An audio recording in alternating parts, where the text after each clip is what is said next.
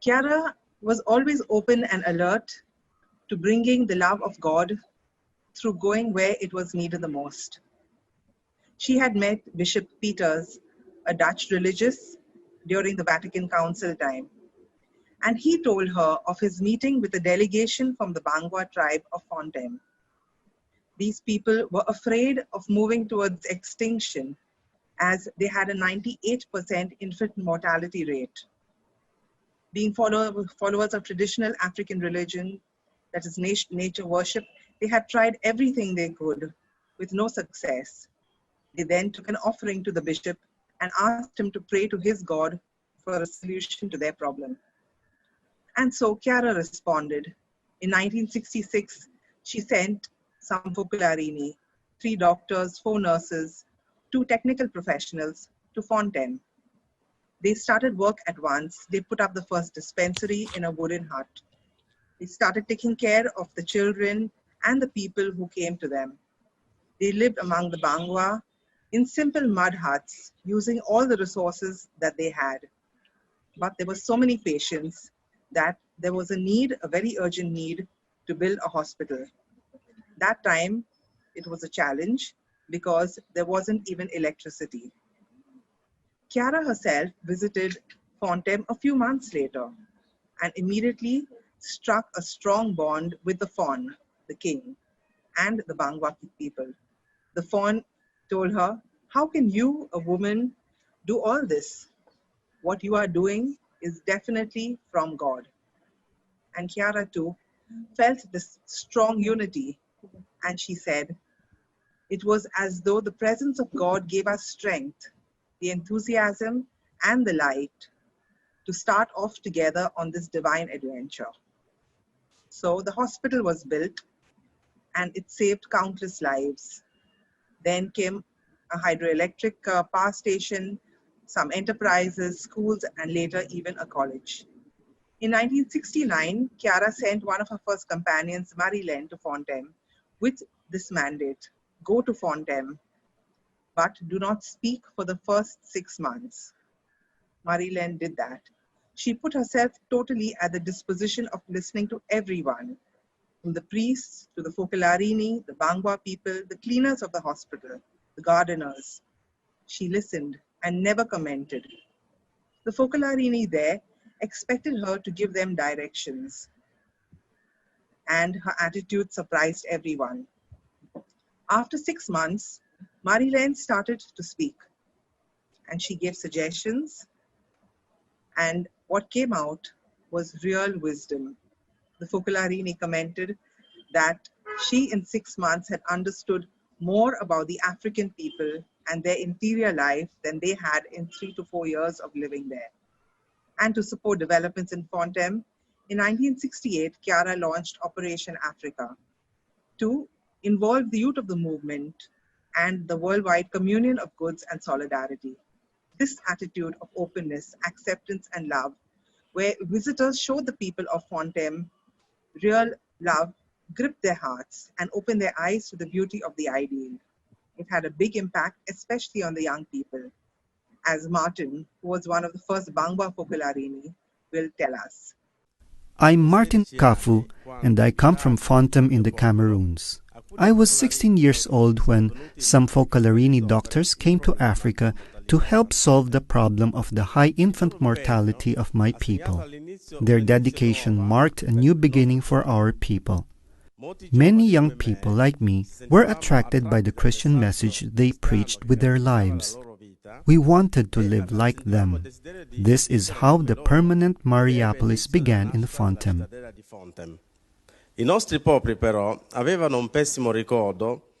The histories of the African peoples are marked by deep scars of painful and terrible conflicts with the Western world, the slave trade, colonialism, and other things. However, the way of life of the people of the Focolare movement completely dispelled our prejudices. They acted without personal interest and without expecting us to convert to Christianity. They were at the service of everyone, working day and night as doctors, as nurses, as engineers, teachers, and carpenters. insegnanti, falegnami. Molti di noi intraprendono contatti. Many of us made friends with them. We felt that we couldn't be indifferent to this great experience.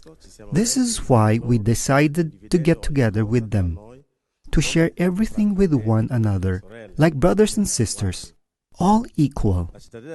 Today, the Mariapolis of Fontem has become a symbolic place, attracting many Africans and non-Africans by the original experience of the life of the gospel. They come to see how to love, to learn how to love, just as Chiara had predicted in 1969 during her second visit to Cameroon. Of particular significance is Chiara's visit to Fontem in May 2000. As a sign of gratitude for her work, first in Cameroon and then in the rest of Africa, the Bangwa people conferred her with the title of Mafa Ndem, Queen sent by God. This title of honor made Chiara a Bangwa citizen in all respects, and placed her among the kings and nobles of the tribe and of Bangwa society. Many African children today are named after her. It is the first time in history that the spirituality of unity of the Focolare is embraced by an entire people, and its style of life has become an integral part of the daily life of the Bangwa. A crucial moment during her visit was when Chiara proposed to the two kings, the Fon Njifwa of Fontem and the Fon of Fonjumeto, to make a pact of unity together with their people. This pact has become the condition to belong to the permanent Mariapolis of Fontem. Actually, today, all the people there live according to the law of love and want to make the world one single home for all peoples, for all men and women. Today, no one who goes to Fontem can ever doubt that something great has taken place, a miracle of the love of God. I am personally happy and grateful to be among the living witnesses of this wonderful experience of the gospel put into life. Thank you. So in 1969, when Chiara visited Fontem, she said this. She said, "I already see rising up in this place a great city, a city which will be famous throughout the whole world, not so much for its material wealth, but because a light will shine from it that will illuminate everyone, that all who wish to possess. It is a light that will spread forth from mutual love, always kept alive among everyone in the name of God." These words are very prophetic because Fontem has been a vibrant witness of unity. And as Martin said, people from all over, young people, volunteers, professionals, have gone there to offer their services and experience the beauty and you could call it the magic of Fontem. Sherry, one of our young people from Mumbai, spent a year there some time ago, and she's happy to share with us a bit of her experience and also update us about Fontem today. Sherry is currently in Canada and it's early morning there, so she sent a recording. Thanks, Nisha. Hi, everyone. I went to Fontem in 2007 as a freshly graduated social worker, full of zest to put my training into action. Little did I know that Fontem teaches you much more than any fancy degree. Every moment was a learning experience for me. I worked at the HIV/AIDS treatment center at the hospital. It was a new project and the pioneering doctor had left, so I was a bit lost. The new atmosphere, the food, the culture, the language, the people, the rural setup totally punched me in the face and I wanted to come home. At this point, a Focolare told me to be completely open and take it all in. And so I decided to try this and live the present moment to the fullest. I lived with Jen from across the world. Soon their love became a source of strength for me. We worked at the hospital and so it wasn't easy for any of us. we constantly dealt with illness, trauma, suffering, and death.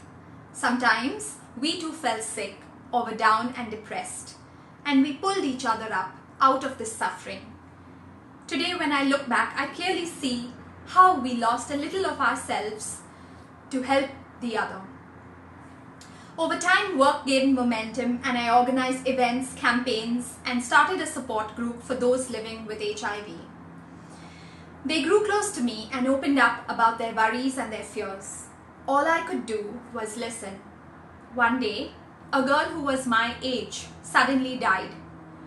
I was very fond of her, and I was very upset when this happened, and I asked God why. That's when I realized that suffering is a manifestation of love. I had loved her completely in every way. Her mother even told me that she saw God in me. I decided that I would always love through every suffering and give that love of God in me to the other. Over time, I grew very close to the Bangwa people and was popular in the villages, the schools, and the hospital. They would call me Bangwa baby. I was not a foreigner anymore, and I realized that I had made myself one with people. My memories of Fontem are very much vibrant and alive in my heart and soul here in Canada as well.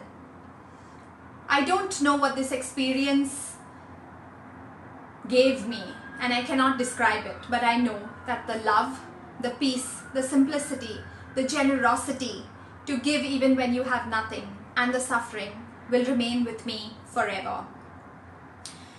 Today I am still very much in touch with my family in Fontem, and I pray for their well-being and safety.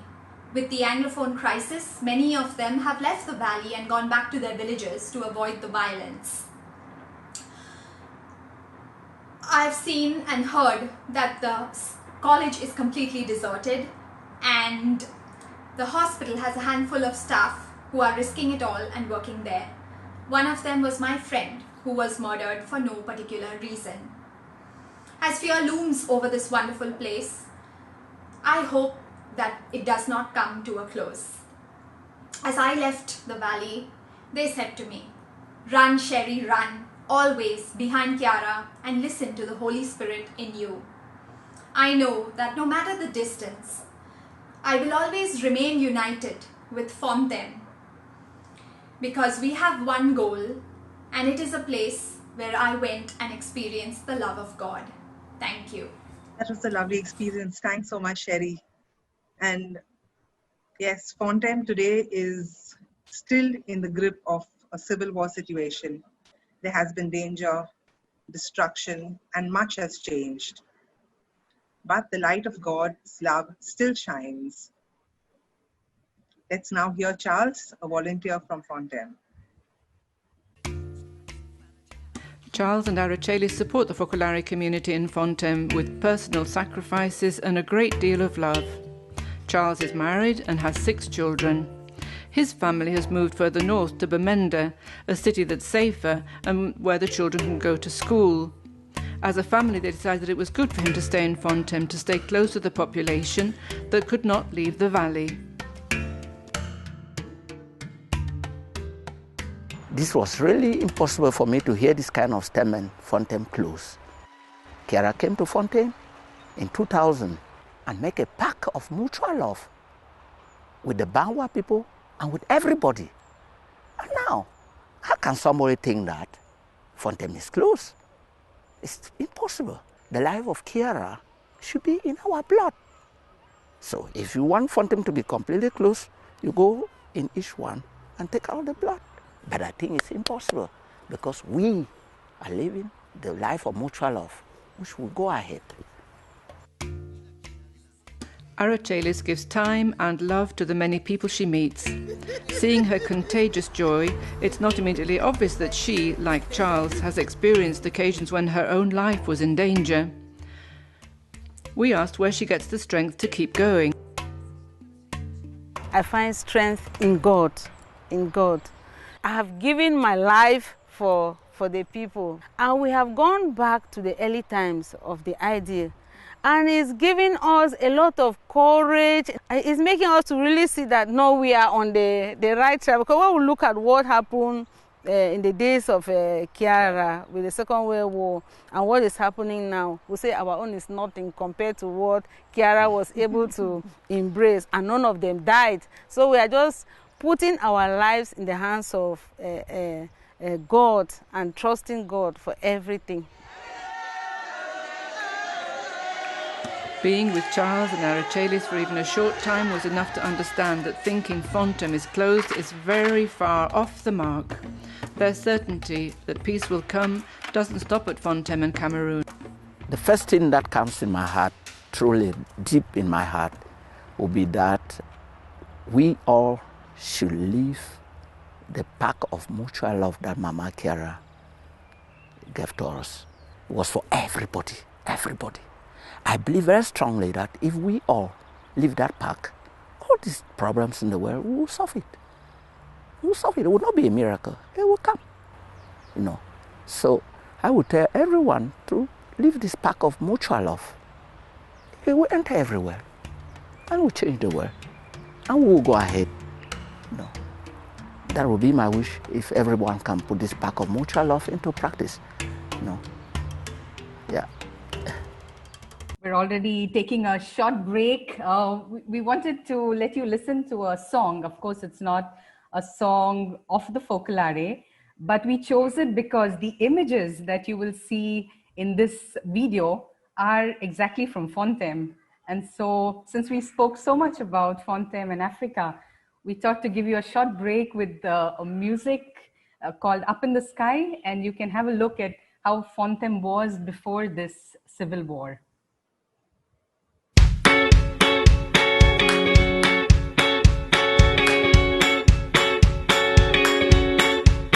Up in the sky, there is a village, and the people there are blue. I believe it's true. Up in the sky, people are happy, they love to sing, and there is no need for a king. Up in the sky, nothing is insane, like a rocket-driven plane. You can fly above the rain. Up in the sky, you just feel fine.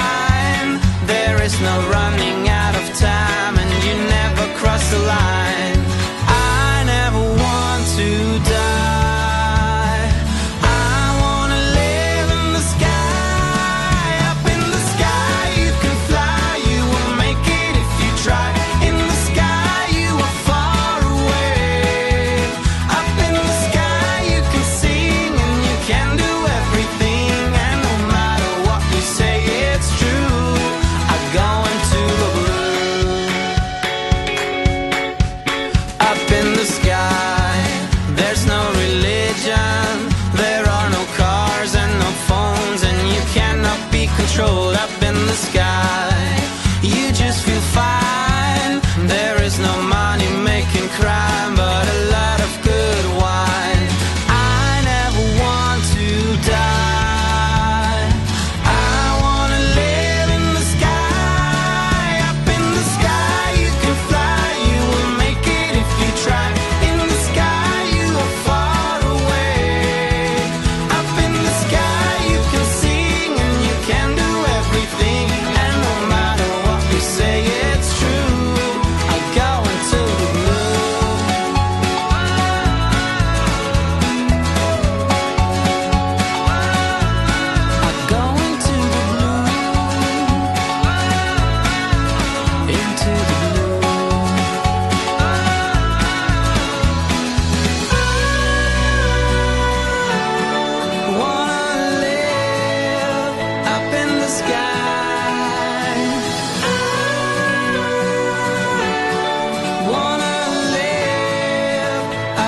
Sky.